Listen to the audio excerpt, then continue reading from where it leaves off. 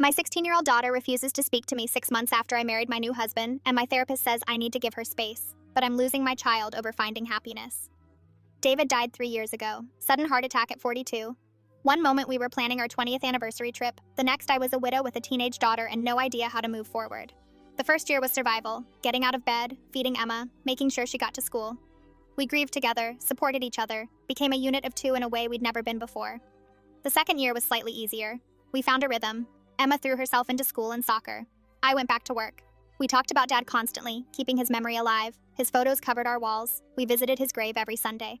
The third year, I met Richard. He was a client at my firm, recently divorced, kind and patient. We started as friends. He never pushed, never tried to replace David, just offered steady companionship as I slowly remembered how to live again. Emma seemed okay with it at first. Richard came to dinner a few times. He asked Emma about her interests, brought her books he thought she'd like, gave her space. I was careful, intentional, always checking in with her.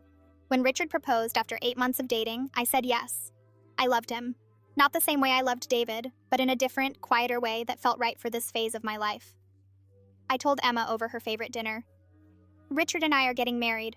I wanted you to hear it from me first." Her face went blank. "When?" "We're thinking June. Small ceremony, just family and close friends." "That's Dad's birthday month." I hadn't thought of that. "We can pick a different month if..." "I don't care what month. I don't care about any of it." She left the table without finishing her meal. The next few weeks were tense. Emma stopped talking to me beyond necessary logistics. She refused to be in the same room as Richard.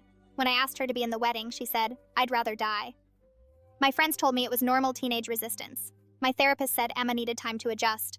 Richard suggested postponing the wedding, but I'd already put my life on hold for 3 years. I'd grieved David, honored his memory, and slowly rebuilt myself. I deserved to move forward.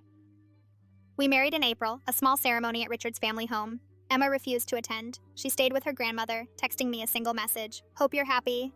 The guilt nearly destroyed me. I cried through most of my wedding day. Richard was understanding, patient, everything I needed him to be, but nothing could fill the Emma-shaped hole in what should have been a joyful occasion. When we returned from our honeymoon, Emma had moved most of her things to my mother-in-law's house, David's mother, the woman who blamed me for moving on, for replacing her son. "Emma needs stability," my mother-in-law said when I went to get my daughter. "You've disrupted her entire life." I fell in love. I got remarried. That's not disruption, that's life. Her father has been dead less than 3 years. You couldn't wait? Wait for what? Wait until Emma goes to college and I'm completely alone? Wait until some arbitrary amount of time passes that makes everyone comfortable?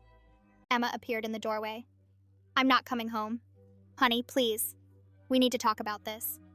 "There's nothing to talk about. You chose him over Dad." "I didn't choose anyone."